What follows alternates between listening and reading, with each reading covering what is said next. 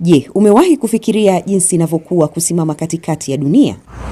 Hapa Mogotio katika kaunti ya Baringo kuna moja maeneo yanayoashiria mstari wa ikweta unaougawanya ulimwengu katika nusu mbili zilizo sawa. Kwa hatua moja tu, unaweza kuvuka kutoka ulimwengu wa kaskazini hadi ulimwengu wa kusini.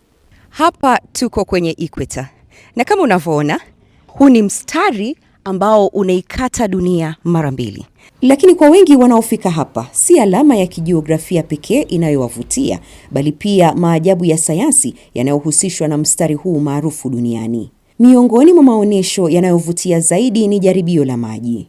Vyombo ambavyo niko navyo ni bakuli ambayo iko na shimo katikati, maji kwenye hii jagi na kijiti.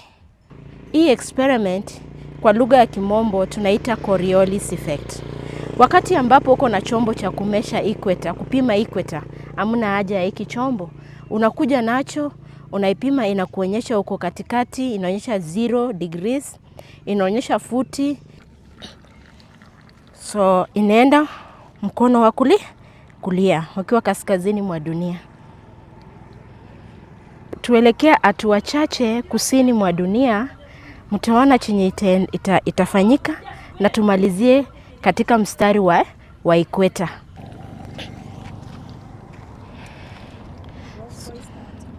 Yes. Ukiwa kusini mwa dunia, mzunguko inaenda mkono wa kushoto. Naweka kijiti katikati vile nimekuwa nikifanya.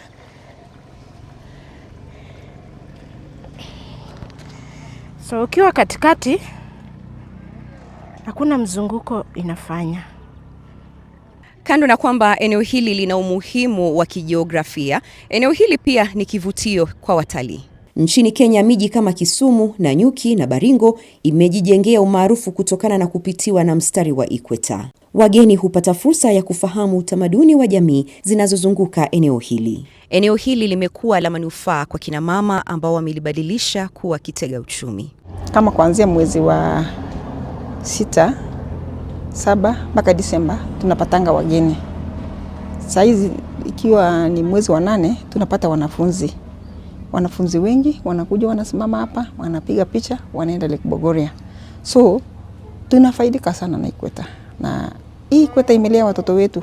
Kikundi chetu ni Nabrick Women Group ambao tulianza 2009.